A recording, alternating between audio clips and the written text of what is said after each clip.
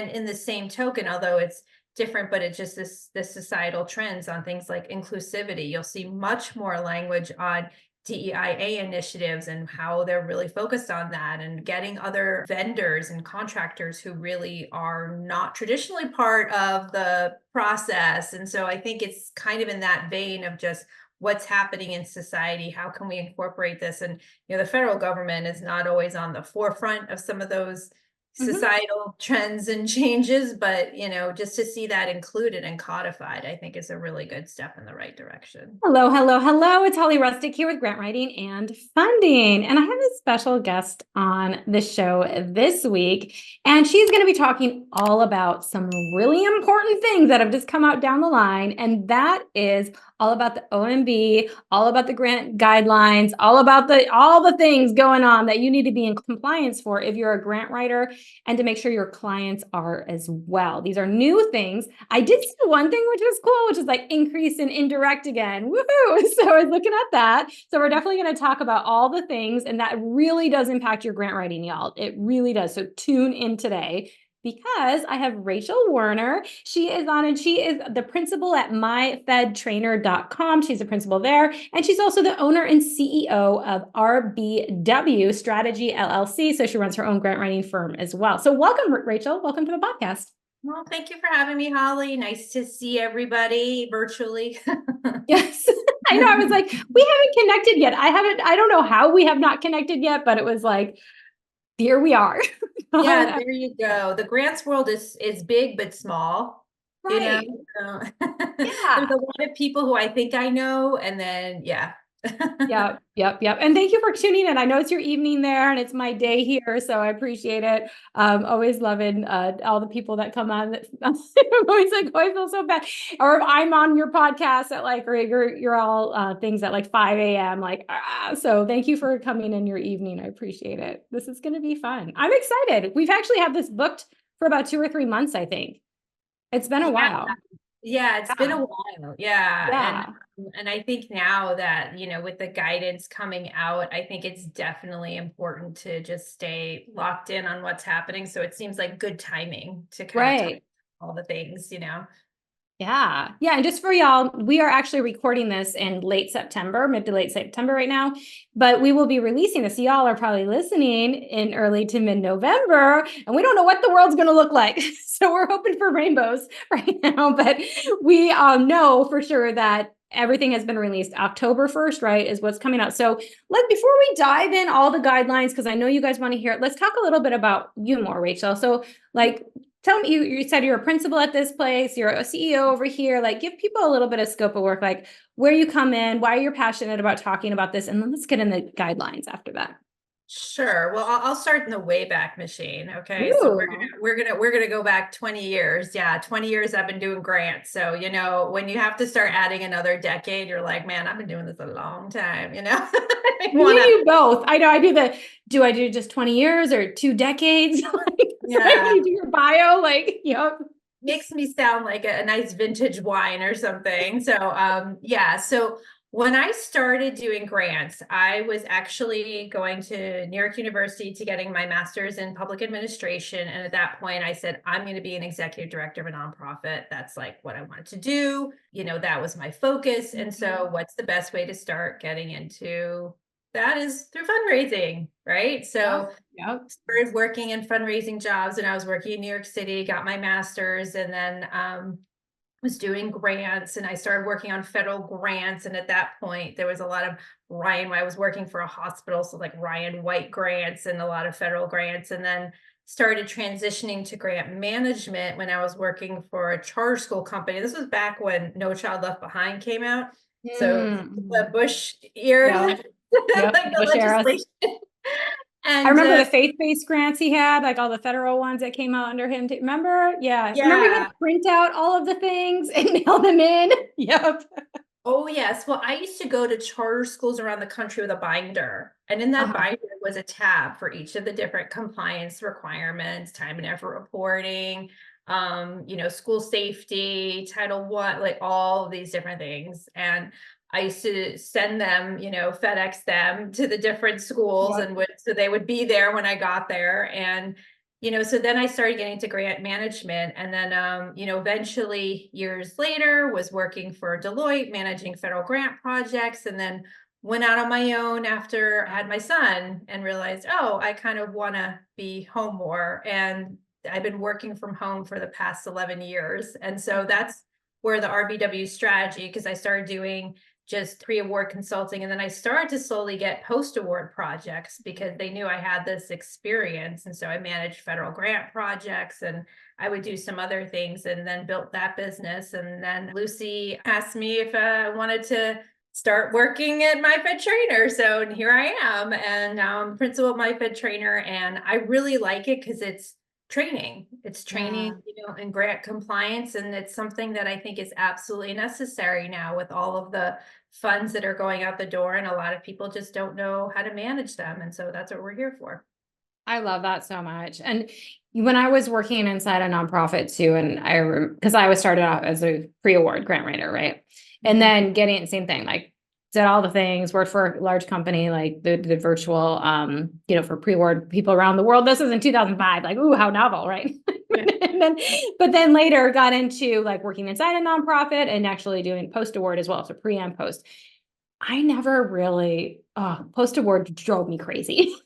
Drove me crazy. There is so much to it. And like you said, there's so much training that's needed, right? And there's so many nuances. And then even when you're looking at multiple grants with multiple fiscal years and all of the things and different agencies, and there's like a lot, right? There's a lot to manage. It is hard. So it is nice to have training and to know all the updates, because you're so stuck in the work sometimes that it's hard to get that, that view of like, what's going on? Am I actually doing this right? And all the things. And then even at the federal level, your program offices that are your point of contact, right? They turn over a lot. Like every couple of years, I felt like we're getting new ones. You know what I mean? So even them, they're not always up to date necessarily or giving you the right information. So it's so good to have trainers that actually understand that, and they kind of follow that as well. They're like industry leaders like yourself. So good that you've done that. And, so yeah, is that part of like, did you being inside and managing and actually having clients that you manage and now just doing the training? What's the difference for you versus doing the service work and doing the training? Well, it's like I have a toe in both areas. I'm doing the grant writing, nearly not the same way anymore because I'm managing a business as opposed to doing the actual writing. But with the training, I'm actually doing the training. And, and you really do get a sense of what people's pain points are, and exactly what you said. There's a lot of turnover. So working with government agencies, there's huge turnover right now. And so they need to be educated on 2 CFR 200, the Uniform Grant Guidance. They need to be updated on the state requirements. There's so many things that fall through the cracks, and because I know that there's sometimes that tension between, we got the funding, but we don't have a program officer who I feel like we can really talk to. Well, that's because they're sort of figuring things out themselves. They could be a recent college graduate. Yeah. And I'm not saying that, that's, but it just creates that sort of there's a disconnect there. Right. And, everyone's doing the learning curve together. So it's like, and you don't have time. Like sometimes you got a year to spend down this money. Like you don't got time for all that. Right. So exactly. And then those can go into audits coming in that things didn't get done and all of the things, right? So, we got a lot to talk about. I know. It's like, where do you start? Do you start with the bad stuff that can happen, or do we want to start with like, oh, wait, there's a rosy glow. There can be some really great things that we all know that grants can do, but nobody wants to do. I call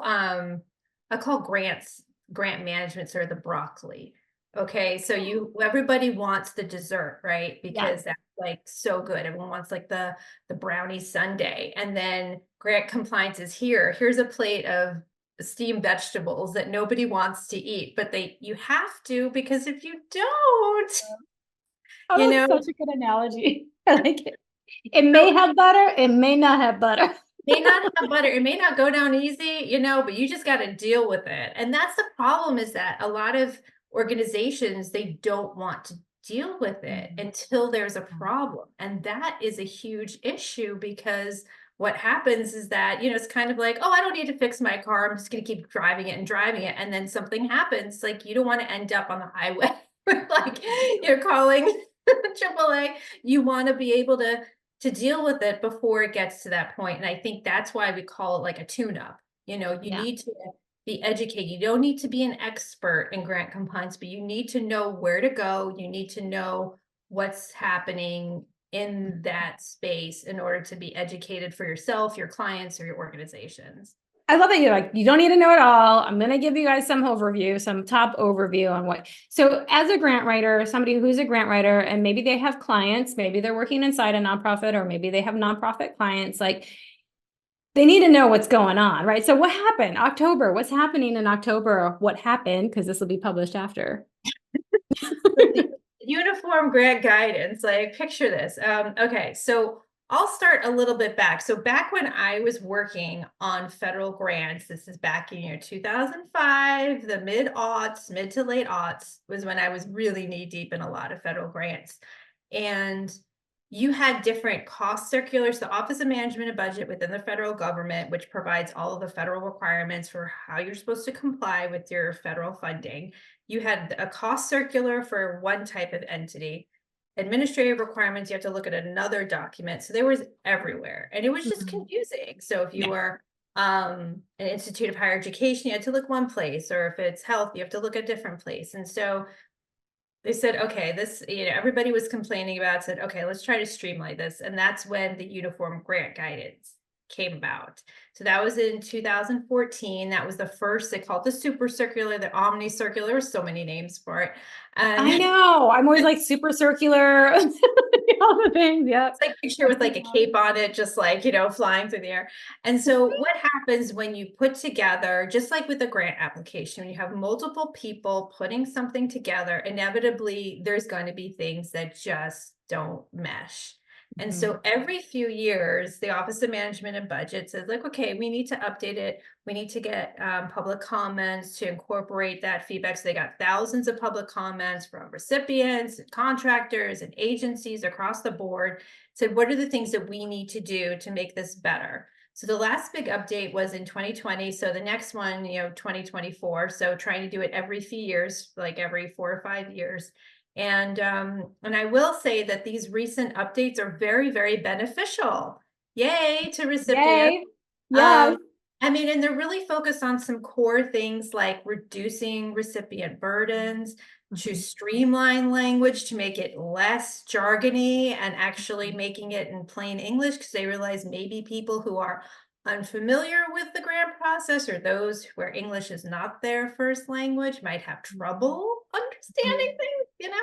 So, so there's a lot of things like that, and putting more power into the hands of recipients and making things clearer, having better definitions, clarifying certain language. So there's just a lot of things that they're trying to do to help streamline, to make things more digestible. So I think that's always a good thing. Yeah. So they're listening to the feedback as well, is what I'm hearing too, which is good. Yeah.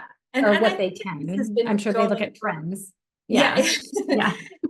And I feel like this has been going for a while. I think that they're just, and even the next iteration will probably be even more streamlined. So they are trying to make things, and also just even building on trends like, I'll give you an example. So one of the biggest things that people can take away is that they're increasing the de minimis indirect cost rate 15% instead of 10%. So it's like a 50% increase. So if you don't have a negotiated indirect cost rate agreement, then you can use that rate after. Okay, I just want to be clear. If you received a grant before that date and it still is after October 1st, you still got to stick with the 10%.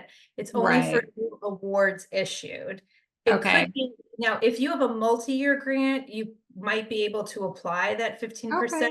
It's like after that time, but the agency will provide more guidance. Okay, so you can do like a modification potentially for the next fiscal year if you have a multi-year grant. something like that. Exactly, because Yeah. it'll be like a new budget year. So I Right. think those recent changes and other things too, like there's a lot of things. If you do a lot of procurements, there's a lot of procurement updates, things that like if you have supplies and equipment that's under $10,000 upon completion of the federal grant, then you can just do with it as you will. You can dispose it, you can sell it, you can keep it.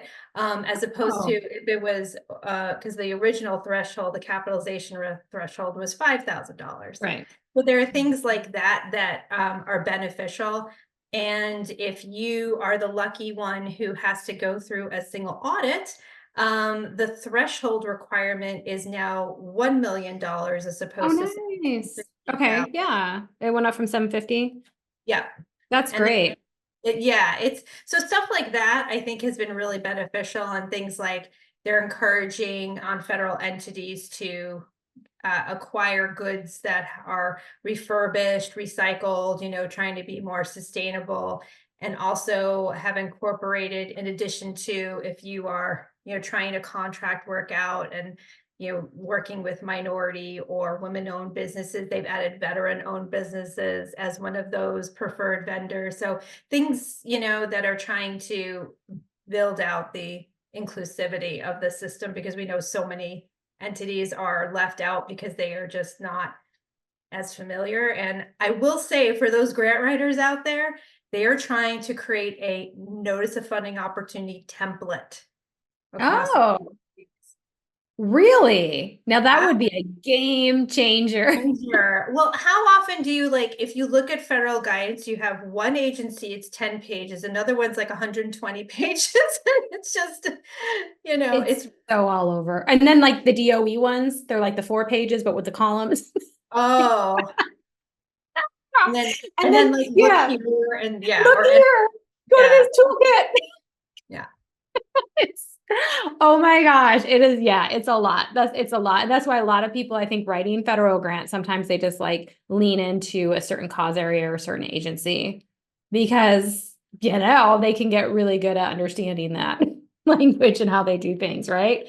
So good. So we talked a lot. So I kind of want to digest or like look at these a little bit more. So as far as like the indirect, like let's talk about the de minimis, because I remember, I think it was 2016 was the first time they actually said, correct me if I'm wrong, of the year, that you could go up to 10% without a negotiated, right? I think that was the year, somewhere around there.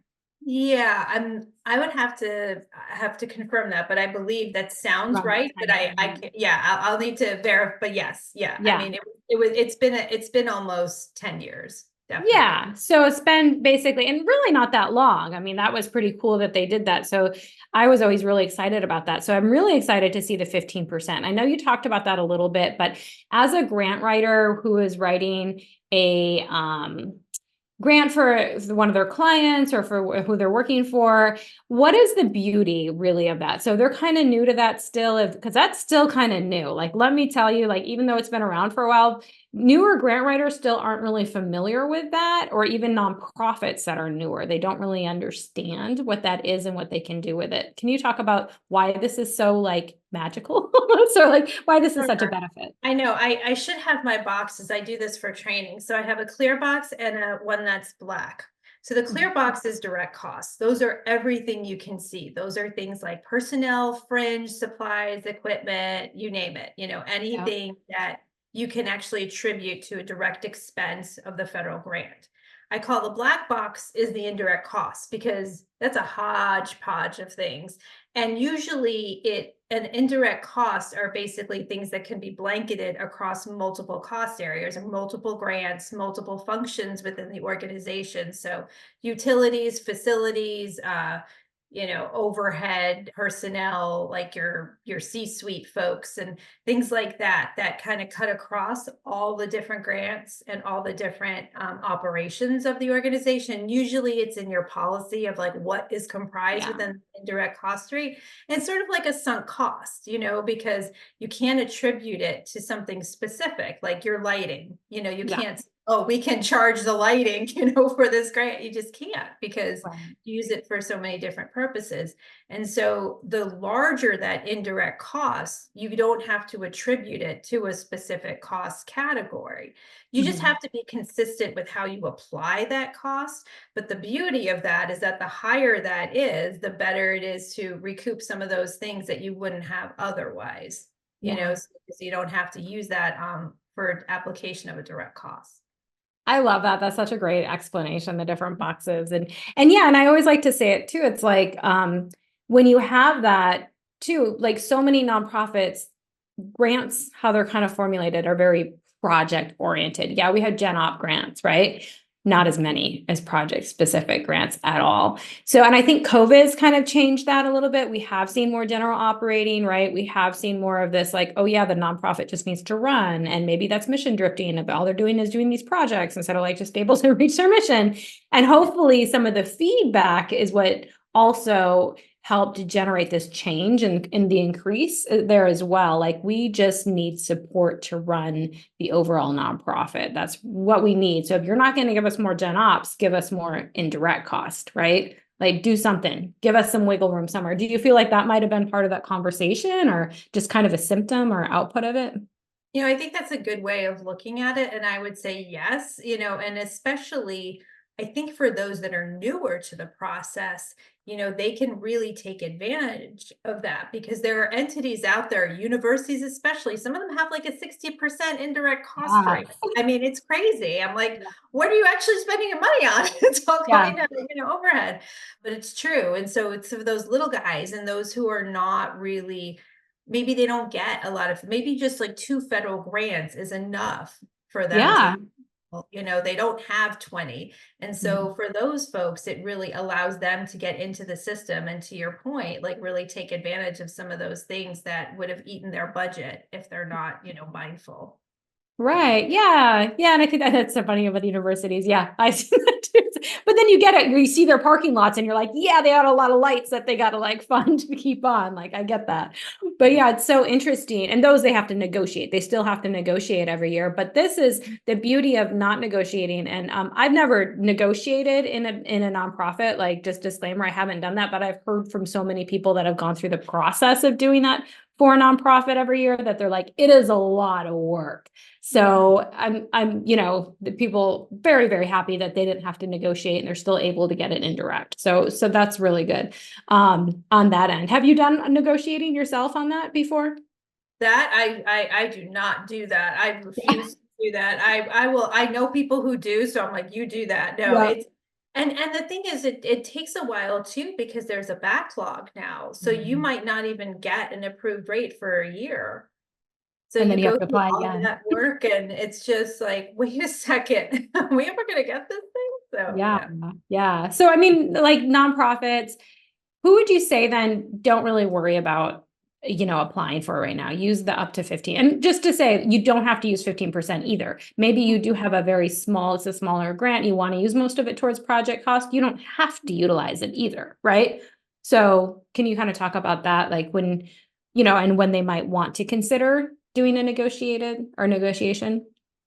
Yeah, I mean, I think that if you end up uh, that's an interesting question. So I do think it's those that maybe do a fair amount of research or maybe, working with partners more. I mean, because some of those kind of overhead costs that are needed with that kind of additional support could be that way. But if you are a small to mid-sized nonprofit organization, I don't really think it's worth it. And then as far as like the up to, you don't have to always utilize it. You don't have to do the full 15. You can just go up to. It's just an up to amount, right?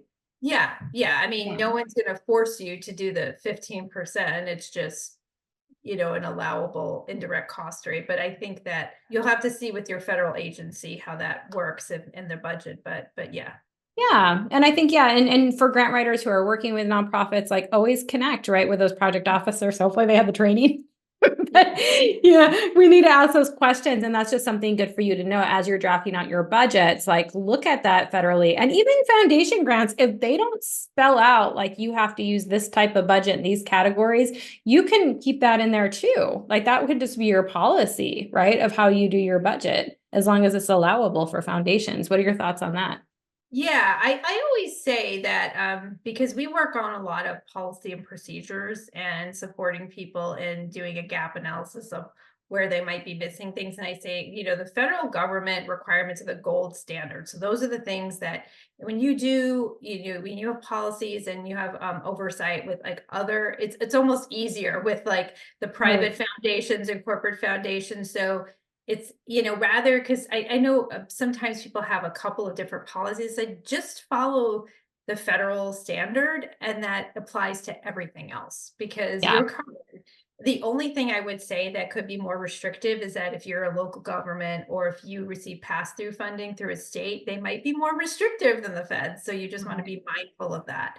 But yeah, absolutely. I mean, I think that I would keep it as simple as possible. It's just easier. Even when we give out budget templates, we always give out the federal category budgets templates because I'm like, just follow that. Even if you're just starting with foundation grants, like eventually you want to lead up and get federal grants and you need it to be clean for your accountant as well, right? If you can set up your systems from the get-go, because if you have to change, I've seen that happen too. It's very convoluted. It's very confusing, right? So the easier and simpler. And like, I like that note of like the gold standard, like just keep this like all simple and base it on here. Cause eventually that's one of your goals for most nonprofits is to tap into federal grants at some point, or it could be a part of their funding revenue. So I know we did kind of dig deep into that, but I know I just get so many questions about it. So thank you for going deep on me with that. But as far as I know you talked about, which that was an interesting thing, is supplies and equipment. And as you mentioned before, like that was, you have to almost like, okay, we're going to give this away, or if this program goes in, we're going to, somehow, where does this go? This asset that we purchased or whatever, supplies that we procured, what happens to them?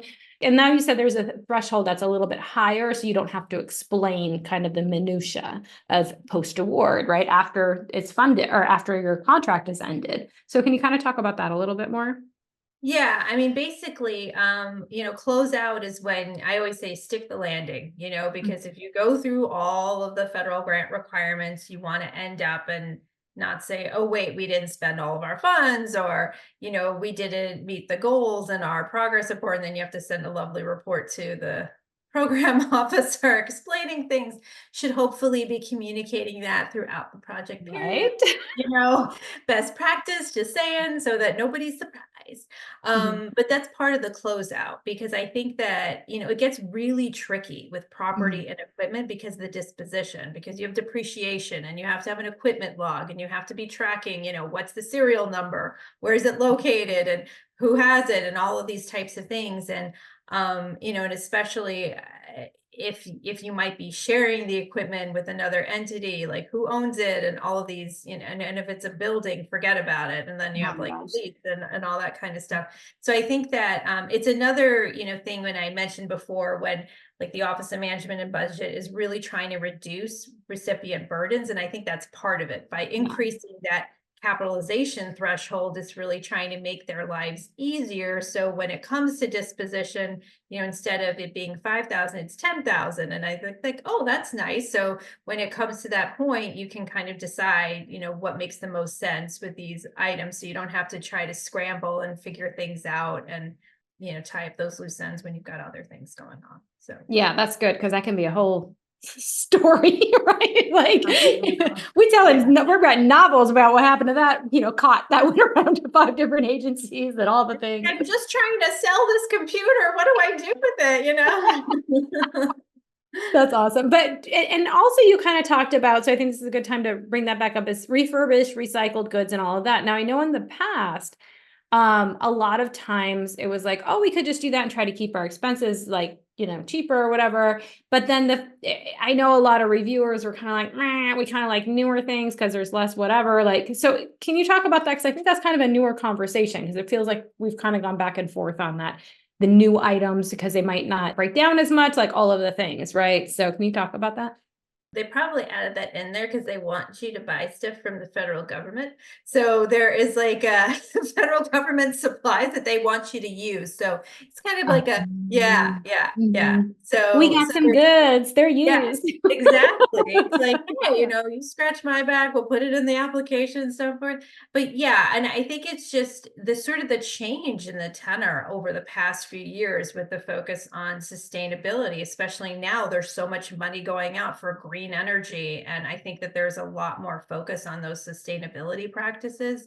And in the same token, although it's different, but it's just this societal trends on things like inclusivity. You'll see much more language on DEIA initiatives and how they're really focused on that and getting other vendors and contractors who really are not traditionally part of the process. And so I think it's kind of in that vein of just what's happening in society, how can we incorporate this? And the federal government is not always on the forefront of some of those Mhm. societal trends and changes, but just to see that included and codified, I think is a really good step in the right direction. For sure, for sure. And I've seen that locally, we have that through like state grants, right? Or territory there, but they kind of quote unquote state grants here on Guam.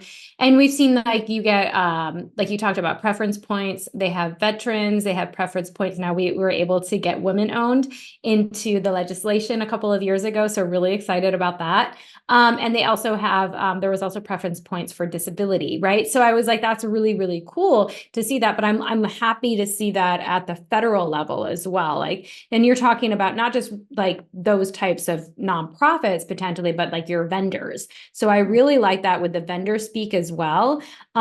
So is it woman owned too? Is it just veterans? Like, is it Black owned? Is it like, what are we seeing? Yeah, so it's definitely minority owned, women owned, veteran owned businesses. And gosh, I know I'm missing one that I'm gonna forget. But yes, there's another one added to that as The well. disabilities too? It's just another, preferential Oh, for a marginalized group, yeah. that aren't traditionally part of the process. So yeah. Very, very cool. So then even if, so just to say like, especially with pre-award, right? Like we're looking at this, if you're writing and you're getting your quotes for different things as a grant writer for your budget, you could come across, like if you had, maybe it was a little bit of a higher quote to say woman owned, but you might be able to say, we're actually going to select this one and because it has preferential points, right? Is that how you would kind of like look at that as well? If you're looking at your 3 quotes, like for whatever. Yeah, and that's what you want to put in your policies about how you're Ooh. rating them, so if you Yeah. have sealed bids, what are if you have if you're trying to acquire goods and services over $250,000 and you're going through the whole process beyond the simple acquisition threshold, like what exactly are you looking for? What are your requirements? And how are you measuring, the kind of contractor that you want to partner with? And so there's a lot of different variables that go into that, but definitely think connecting with your local SBA, Small Yeah. Business Administration, the local office will be very helpful because they'll be more than happy to help, connect you with different suppliers or just, get you on some different email lists that could attract different groups.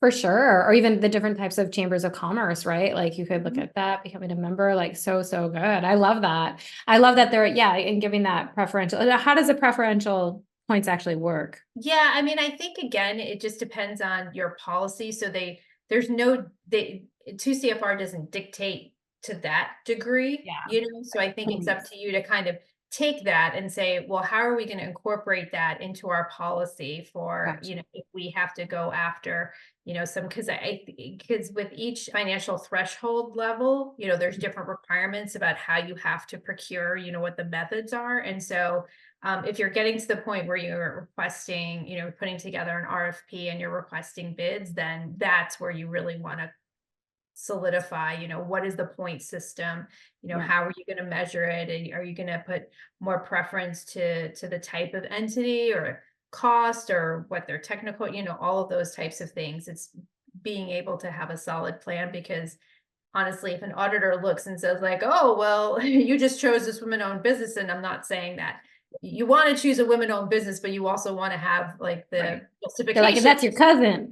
Yeah, exactly. We Yeah. don't have Yeah. conflict of interest. Yeah, that's another thing. We don't need to Yeah. go. Yeah. Yeah. So I love that. So what are the other big things that you're seeing specifically pre-award? As I was mentioning before, like having the standard template for the notice of funding opportunity. So I'm not sure what that is going to look like, because does a standard template mean it has to have the same kind of categories and it kind of has the same outline or format, but then each agency kind of interprets it a little different. So I think we're going to have to kind of see what that looks like, because the agencies have had a chance to respond by this point, to incorporate some of these changes into their agency guidelines and so forth and practices. But I always think, the way I look at it is that your notice of funding opportunity, that is your treasure chest of information. You look at that with a post-award eye. So you look at the things like, what are allowable costs? What are the things you can spend your funds on? Are there required conferences that you have to attend? Are there going to be any planned site visits? And all of those things that you have to incorporate, because I think what I do see more and more of, and I started out with NSF, and I think that other agencies, I'm seeing it too, they're actually asking to look at your internal controls and to do like a risk assessment before you get the funding.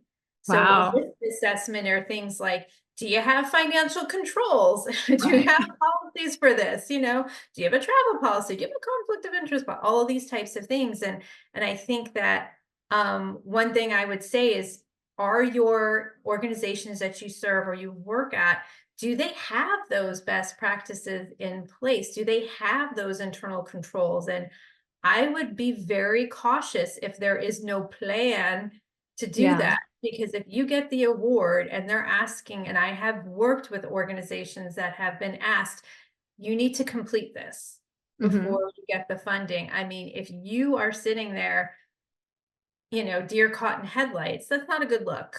So No, no.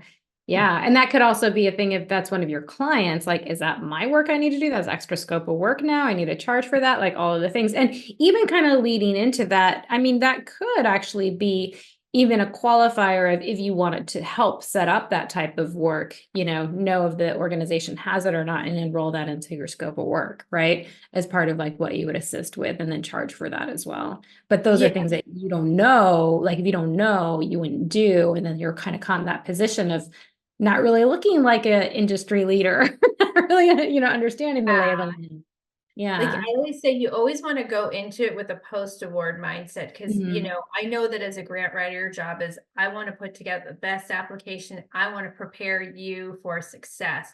But Yeah. part of that is getting them prepared for what happens when they get the award. Yeah. Because Yeah, it, it, absolutely. it's tricky. So yeah. I could see even a lot more of those documents potentially just being onboarding documents, and if the nonprofit doesn't have it, you would know, right? Mhm. Like you're not ready for federal grants yet. We're going to focus on foundation grants. Even that kind of information, right? That would give it to you. So, It's almost like doing a risk assessment of your client. mhm. Yeah. Yeah. Yeah. And is there like more of a list of like what they're looking for as far as those risk factors or, like documents? You talked about conflict of interest policy, like that's something we always want to see if they have. Other types of fiscal policies and procedures, accounting manual, all that kind of stuff. Oh, yes, yes. Yeah. I mean, one thing I would say, the National Grant Management Association, they have the grant management body of knowledge, and I think that is a really great resource. And so if you are brand spanking new to federal grants and you're like, where do I even look? That is a great resource. And they also do a lot of webinars and stuff. I mean, in addition to my Fed trainer, I mean, I can toot my own horn, but I do think Yeah. that it's an industry standard. They are Mhm. putting together some quality information. And so I think that that is a good place to dig into if you wanted to, just to get a better sense of where to look, Yeah. what kind of requirements there are. I think that that is a good place to Oh, start. that's so good. That's so good. Yeah, have you seen anything else on this? Now, I know that this changed definitely during COVID, but back in the day, right? It was always with many federal grants, that you did, like you mentioned this, you have to put their travel into the budget to go to the annual training, Mhm. usually somewhere in the States, right? For a few days, and you'd have to put one or two people and all of that, and that would come out of your budget. So during COVID, obviously they went virtual, right? I have seen person like back like real life back back into some of those applications. Have you seen virtual still existing? Do you think, I mean, are they realizing that could actually, that money could be better spent and you could still get the training online? Have you seen a shift? Yeah, definitely. Even we're working with a couple of clients that are getting desk reviews. Mhm. So it's not the same. You're not going to get somebody necessarily coming in, but yeah, Nice. desk reviews and also some agencies are better than others in providing technical assistance. Like I know, Mhm. for instance, HUD puts together a lot of really good trainings for their grant recipients. And I know DOJ does that too. They have a lot of detailed information. So some are more robust than others, and the emergency, FEMA and give out a lot of information. So I think that it's just knowing where to look sometimes, because sometimes there are things available, but it's just so agency specific. That's the Yeah. thing. And they all have different websites. They all look different. They all call things different. Even like, I'm like, apply to be a federal grant reviewer. And I'm like, well, sometimes it's going to say peer reviewer. Sometimes it's going to say that. Sometimes it's going to say that, right? Depending on the agency that you go to. So I am happy that they are looking at like unifying some things, especially the NOFO. Like that's really, that'll be kind of, I'm sure we'll have a messy middle, but eventually like, yep, Yeah. we'll I, come out I'm on the other side. I'm really curious about what that's gonna look like. So yeah, I Yeah, guess yeah. to see some of those. But I am glad to hear that they've kind of kept that, because that was really great to say, oh, we can do these virtual things and you don't have to put flights in there and you don't have to put, like you don't have to take that out of your budget. We can, and now people, I think overall have caught up on the technology as far as people know how to use Zoom, or they know how to use like meeting spaces online, and where it wasn't like that before. So they might have marginalized people. So that's why we have to meet in person. But now I think the playing field has definitely leveled out a lot since COVID. So hopefully they'll keep that, because that does free up a lot of dollars, right? Not, you don't have to put the annual training in, although I know some places have gone back to that, but Yeah. hopefully not all. Yeah. So anything else, any other highlights that grant writers should be looking at or looking for as they come out in October, or came out in October? Yeah, I'm just trying to think of some of the big things. Like there's some expenses where prior approval is not needed, which is always a good thing. So, again, I'm thinking about it in the post-award context, but, I would say from a pre-award standpoint, as I said before, just looking at the notice of funding opportunity and really digging in there, because there's some nuances that might come up, especially with Mhm. regard to procurement. So I think that, with the contract provisions that are required when working with a partner, I would just be very mindful. Yeah, one other thing that I just reminded me that did come up, that they included as part of your relationship with a contractor, you always have to look at the excluded parties list to see if they are debarred or suspended from receiving federal funding. So that Oh, is now a requirement. So I think that, again, if you're proactively thinking about, oh, we want to work with this partner, we'll check to see that they can receive yeah. federal funding. and, and Wow. and keep that documentation on file. So I think Right. that, if you're coming in as a grant writer, I would just be thinking about, what are, especially when you're working on an application, you've got finance, you've got ops, you've got programs, you've got all these different people, and where are you storing your records? Where are you, how are you sharing information? So does the finance person communicate with the program person or people, and how is that happening? Because that really impacts your procurement, how you're going to be working together. So I think a lot of it is just that sort of relationship building, because we know that when you work with external partners as well, like sometimes that's just in name only. You're just putting it together for the sake of we've got a partner, but you're not Right. really partners. And so having all that stuff straightened out beforehand will be very beneficial. How are you, what's the scope of work? What are they going to be doing with you? And like, is this going to be a formal subrecipient or contractor relationship? So understanding those nuances of what's the difference between a contractor and a subrecipient. So those Mhm. types of things are very beneficial. So I think a lot of it has to do with the communications and the relationships. Nice, nice. And then another thing you mentioned too, I just wanted to repeat it one more time, is the cap of the audit. So, getting, it was 750,000 in a fiscal year, right? If you have federal funds, then you need to have an audit. Now you said it's increased to 1 million, right? Which is great. And that just is aligned with inflation and everything else, I think. So it just makes sense. But because that is a big cost. It's a cost to do an audit too, right? Like if you need to do an external audit for your nonprofit, like that can be, I don't even know anymore how much that is, but it could easily be 20 grand. Do you know what I mean? Like in that ballpark potentially, right? So I know that years ago it was near there. So yeah, definitely. And it depends where you are and all the things. But yeah, I mean, definitely that's a huge chunk and just time and all the things. So I love that they've increased that. That's wonderful. Yeah, 100%. And I will say that we have a client, they are struggling to find an auditor. Oh yeah, or even to find one, right? I mean, to find one, because it's one thing to do a financial audit, but to do a single audit is a review of the program. So you need somebody who really understands federal grant administration and just, I mean, it's an issue across the board. Now, I live in the DC area, and I can tell you that that's been something that has come up before too. It's, you think like, oh, well, okay, well, they're in the Midwest, they might not have as many resources there, and you're like a rural community, but it's even happening in, Wow. yeah, In DC where there's like so many grant programs, right? so many grant programs, but again, it's a specialized level of knowledge, and I think it just takes more time, and some people just don't want to do it. There's So so many nuances, nonprofits. You gotta love them. So, yeah. exactly. Awesome. Well, thank you so much for coming on. This has been so, so great. I know people are going to get so much out of this and just how they can prepare as grant writers, or if they're doing grant management as well, and how they can really, understand and not have to sit and read through the whole thing and figure it out and try to interpret it. So this is amazing. This is absolutely amazing. Thank you for doing that work for us. So we can just get like the cliff notes. Like, love it. There you go. You just glean that, oh, okay, yeah, well, yeah. I have all my notes. I'm good.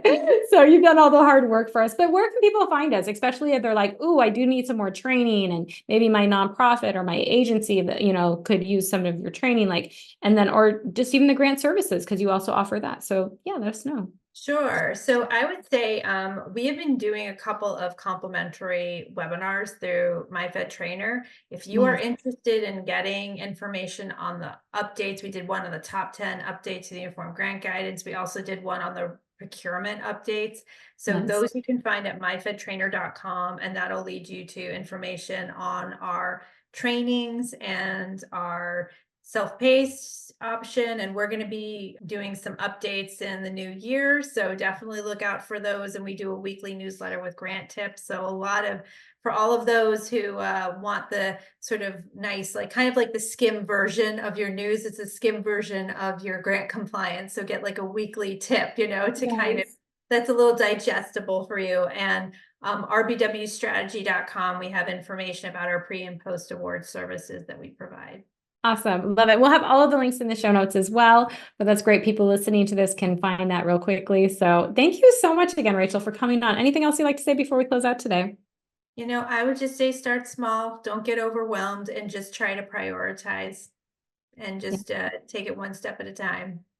Love it. Love it. Well, thank you again. We'll definitely have to have you back on before the next 4 or 5 years comes out after the next release. Sounds good. Thank you so much. Have a good one. You too.